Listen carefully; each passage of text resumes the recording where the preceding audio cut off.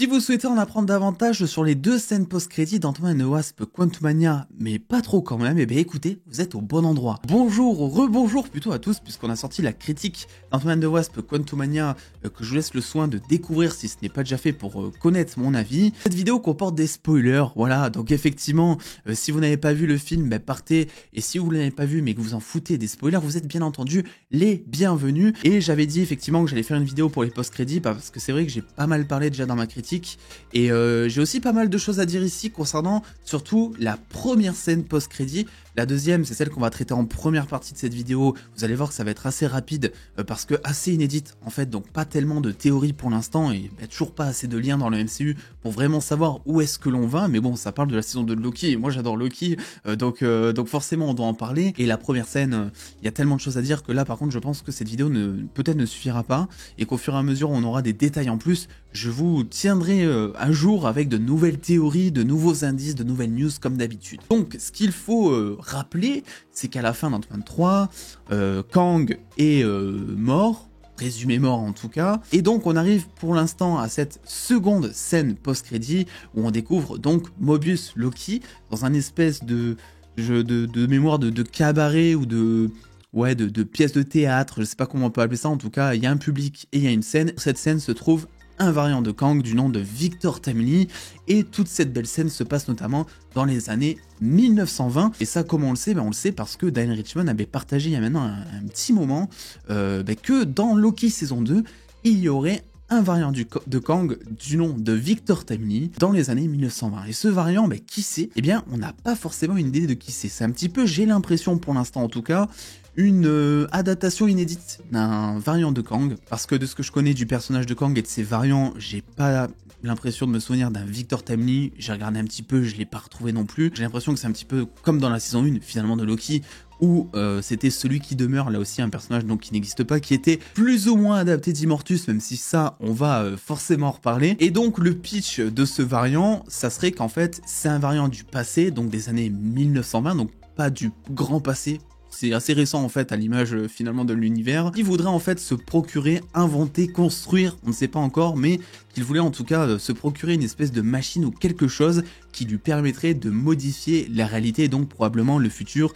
Et donc par évidence le TVA va se mêler à cette histoire pour éviter de l'en empêcher. Il y a une chose qui m'a sauté aux yeux sans non plus que ce soit une énorme surprise, mais j'ai l'impression que Mobius et Loki dans cette saison sont redevenus un petit peu comme cuit chemise. Rappelez-vous la fin de la saison 1, Sylvie donc tue celui qui demeure, et au moment où Loki retourne au TVA, eh bien la réalité a changé, il y a une statue de Kang qui a changé, bref, personne ne se rappelle plus des derniers événements à part Loki finalement, et j'ai l'impression qu'en fait tout le pitch de cette saison 2 de Loki va être d'essayer en fait de rétablir la mémoire on va dire de Mobius pour l'aider à faire quelque chose. Je pense que ce variant de Kang du passé n'est qu'une excuse, on dira, déjà pour nous en apprendre beaucoup plus sur le multiverse et sur ses variants, mais surtout pour en fait que Mobius en fait trouve un moyen de contrecarrer le fait que la réalité puisse être modifiée à foison en fait, parce que là il suffit juste de tuer en fait le variant Kang qui s'occupe d'une certaine timeline et toute la réalité peut être changée, et je pense que ça va être là-dessus aussi qu'ils vont bosser. Donc pas tellement finalement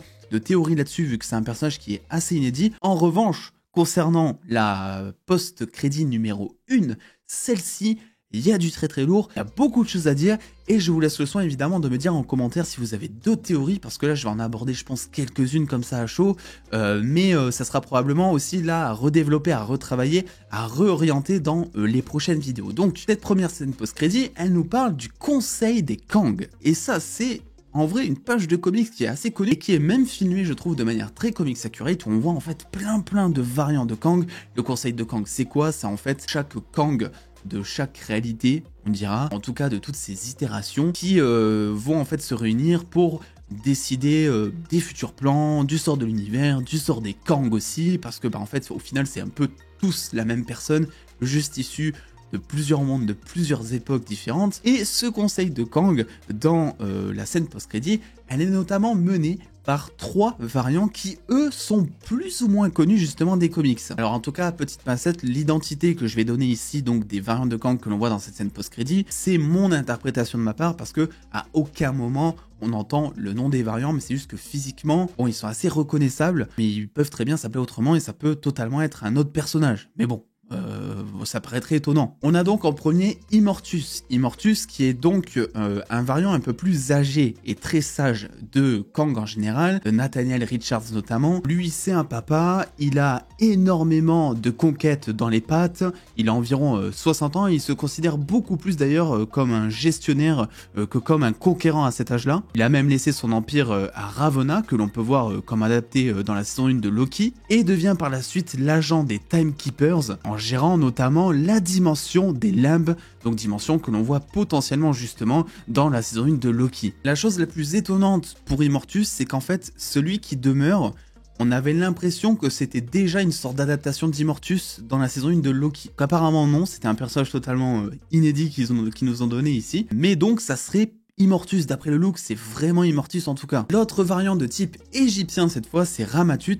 Donc c'est lorsque, je crois d'ailleurs que c'est la première itération de Kang dans les comics, mais ça je suis pas sûr. En gros c'est lorsque Kang voyage dans le passé, il arrive environ 3000 ans avant Jésus-Christ pendant la période égyptienne, et là il arrive totalement à posséder tout le peuple. En fait, il me semble même qu'il y a une histoire là-dedans où en gros les 4 fantastiques retournent dans le temps pour essayer d'arrêter Ramatut, et il arrive à mettre les 4 fantastiques en esclavage carrément. Donc c'est quand même un Kang, hein, ça reste un Kang très puissant, mais un Kang type égyptien 3000 ans avant Jésus-Christ. Et enfin on retrouve Robo Kang, de ce qui a l'air d'être un Robo Kang, un Android Kang, un Kang peut-être venant d'un futur très lointain. Alors de base le Kang de Ant-Man 3 vient, il me semble, du 31e siècle, donc il vient déjà du futur. Celui-ci, vu que ça a l'air d'être un androïde, peut-être qu'il vient d'encore plus loin, qui pourrait être une version adaptée là aussi ici du Scarlet Centurion. Donc le Scarlet Centurion qui dans les comics est le fils de Kang Conquérant, qui après avoir engendré une vingtaine d'enfants et les a ensuite tous décimés parce qu'ils ne lui convenaient pas en gros, il découvre que ce Centurion rouge en fait est le fils parfait qu'il attendait.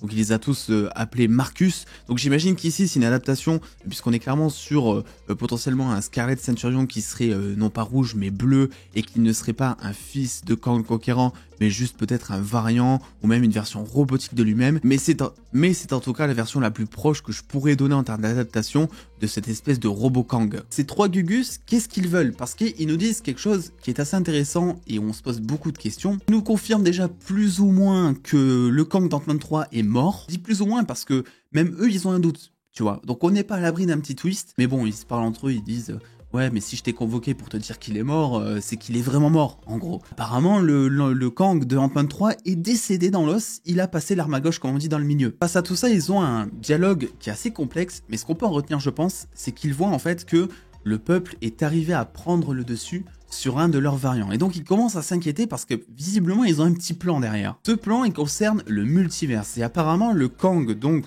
de Ant-Man 3 faisait partie d'un plan à l'échelle du multiverse, puisqu'ils disent ok, il commence à toucher le multiverse en parlant, j'imagine, donc de Ant-Man, du peuple et tout, parce que le fait de tuer Kang, ça va modifier des choses. Kang le dit dans Ant-Man 3, en gros, si je sors pas de cet univers vivant, en fait, ton univers, il va totalement claquer. Donc, ça a l'air de modifier certains plans de la part des 3 leaders du conseil de Kang. C'est là où ensuite arrive le fameux de l'histoire, dans le sens où il demande, ok, il ne faut plus qu'on perde de temps, on en a déjà assez perdu. Combien de personnes as-tu convoqué? Combien de variants de Kang as-tu convoqué? Et là, plan large sur, en gros, l'arène, ou je sais pas comment on peut appeler ça, plein de variants, peut-être des centaines, je ne sais pas combien, des dizaines en tout cas, ça c'est sûr, et fin, en gros. Donc beaucoup de variants, et potentiellement teasing ici je pense de Kang Dynasty. D'ailleurs Kang Dynasty, ces deux mots sont prononcés durant Ant-Man 3, bon sans trop d'explications, sans trop de teasing, mais voilà, il y a déjà une dynastie en fait qui existe au moment d'Ant-Man 3, et cette dynastie c'est peut-être justement tout ce conseil de Kang, et encore j'ai pas l'impression que tout le monde soit arrivé au moment donc de ce fameux plan large. Donc qu'est-ce qu'on dégage de tout ça? Moi ce que je pense, vraiment, c'est que pour Kang Dynasty, je ne sais pas ce qui va se passer, mais je pense que les méchants en général, déjà il va y avoir un combat. Kang Dynasty, c'est certain, moi je vois un peu comme Infinity War, ça va pas être que du Kang, ou du Kang contre du Kang quoi. Il va y avoir des Avengers dans le lot, il va y avoir du fight, il va y avoir des enjeux à l'échelle, je pense, du multiverse cette fois. Donc ce qui va se passer, c'est que je pense que dans Kang Dynasty, les Avengers vont combattre une armée de Kang. Voilà, menée par les 3 zigotos que l'on voit, donc Immortus, Ramatut et Robo-Kang, potentiellement on va l'appeler comme ça. Donc histoire d'imager un petit peu, un seul Kang, c'est déjà très compliqué à battre. Ok, imaginez une armée avec des dizaines de centaines. Même que ce soit le Kang de Ant-Man 3 qui est puissant sans trop l'être en vrai, t'en prends des dizaines comme ça, bon en vrai ils vont avoir du mal. Mais je pense que du coup ça va être que l'étape, on va dire, transitoire. Parce que ce qu'on attend le plus, c'est Secret Wars. Secret Wars qui est donc adapté des comics avec le Battle World, etc. Et je pense qu'en fait tous ces variants de Kang vont servir en fait à créer une espèce de fusion pour créer le Beyonder. Le Beyonder qui est genre un être Marvel ultra puissant, qui a eu plein d'histoires dans les comics, tellement que très franchement c'est très compliqué de suivre un petit peu l'histoire de son personnage, mais ce qu'il faut comprendre c'est que dans les comics, le Beyonder c'est en gros une race d'extraterrestres donc qui est omnipotente dans l'univers, qui fait des petites expériences par-ci par-là, et qui se dit du jour au lendemain, tiens, on va créer donc un Beyonder suprême, donc on va le faire naître dans sa propre réalité où il aura toutes les commandes, en gros, de sa propre réalité. Donc le Beyonder nouveau-né, il se prend pour un dieu, en fait, parce qu'il veut tout modifier, etc. Sauf qu'au bout d'un moment, il y a un accident nucléaire, je crois, qui se passe, et à cause de cet accident, il y a une brèche qui s'ouvre, le multiverse pète totalement un câble, et le Beyonder découvre qu'en fait, il y a une autre réalité que la sienne qui existe, cette réalité étant la réalité de nos héros Marvel, et donc suite à ça, le Beyonder il va s'amuser en fait avec les Avengers un petit peu comme des jouets, il va les téléporter sur sa planète, il va créer une nouvelle réalité, bref un gros bordel, il est ultra puissant, il arrive à défoncer le tribunal vivant à lui tout seul, enfin c'est pour vous dire, c'est un malade mental, et donc je pense que pour Secret Wars, vu qu'il va falloir de l'enjeu, vu que Kevin Feige a dit que ce qu'il voulait faire avec Secret Wars c'était le plus gros film de super-héros jamais réalisé, avec, on imagine, énormément de personnages, parce qu'au bout d'un moment, Miss Marvel, She-Hulk, Moon Knight, Shang-Chi, etc., tu nous les développes pas pour rien, quoi. C'est pour tous nous les mettre et avoir des batailles encore plus grosses que dans Endgame notamment. Une bataille Secret Wars qui va toucher toutes les réalités avec plusieurs héros, plusieurs variants même de ces héros, contre un seul et même Kang, en fait, qui serait un espèce de Kang fusionné. Je pense que le Beyonder, vu que c'est quelque chose de complexe, de très compliqué, mine de rien, à développer, parce que là, on part vraiment beaucoup plus dans la science-fiction pure et dure, si jamais ils veulent développer le Beyonder tel qu'il est dans les comics, c'est un petit peu genre les Célestes, l'histoire des Célestes dans Eternals, dans le film Eternals, mais genre puissance 10, voilà, poussé à fond dans la science-fiction, on va dire, le Beyonder. Et je sais pas, pour l'instant, j'ai du mal à voir le Beyonder comme ça dans le MCU en live action. Donc je pense que le meilleur truc, ça serait en fait de fusionner tous les variants de Kang pour en faire un gros méchant, une espèce d'équivalence du Beyonder qui aurait un contrôle total sur les réalités, le multiverse, bref, un gros mec à battre. Et pourquoi je dis ça, c'est que c'est une chose dont je vous avais déjà parlé dans ma critique. Pour moi, Secret Wars, ou même Kang Dynasty en soi, mais il faut un gros méchant. C'est très bien d'avoir une armée de Kang, mais au bout d'un moment, c'est pas symbolique. Il faut un méchant, en gros, par saga. Même si l'armée de Kang, ça va potentiellement être compliqué à battre, il faut un gros méchant. Il faut un enjeu, il faut que la menace repose sur une seule et unique personne pour aussi vendre des jouets. Bah oui, il faut le dire les gars. Et je pense que justement, ce tribunal vivant qui est mené donc par 3 variants de Kang ultra puissants, je pense qu'ils sont pas adaptés mais inspirés de ces extraterrestres Beyonder scientifiques qui eux se disent ok, on va faire une expérience, on va créer notre propre Beyonder ultra puissant, etc.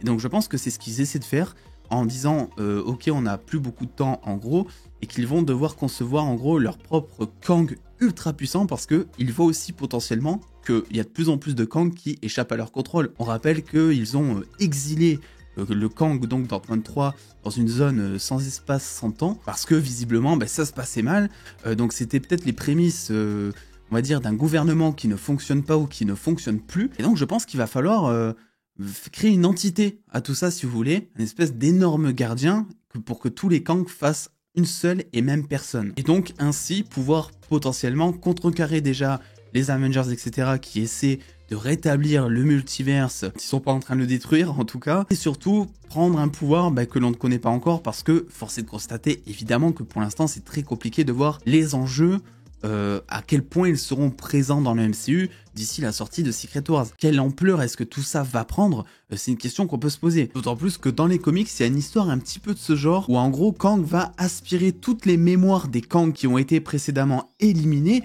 et suite à ça, il va devenir totalement fou. Donc je me dis que vu qu'on a des adaptations inédites de personnages, notamment avec Sylvie qui était un mélange entre l'Enchantress ou encore Lady Loki, on peut se retrouver ici entre un espèce de mélange entre cet arc scénaristique de Kang qui fusionne les mémoires, mais aussi le Beyonder qui est un être ultra puissant. Donc en gros, pour résumer ce que je vois, Kang Dynasty, je pense que on va se taper une armée de Kang contre une armée d'Avengers et que le combat final, ça sera les Avengers contre les trois variants principaux, on va dire, donc les trois meneurs donc de ce fameux conseil de Kang. Je pense que par la suite, ils arriveront à activer une espèce de protocole qui fera qu'en scène post-crédit, on verrait potentiellement tous les variants de Kang fusionner entre eux et que justement pour Secret Wars, ça serait le Beyonder qui prendrait connaissance donc de cette réalité du MCU ou des réalités en général du MCU pour enfin affronter tout le monde et mener à bien finalement une mission qui aura été mis dans son espèce de protocole dès la naissance, on dira, qui sera soit de tout détruire, soit même de tout réinventer, puisque le Beyonder c'est ça,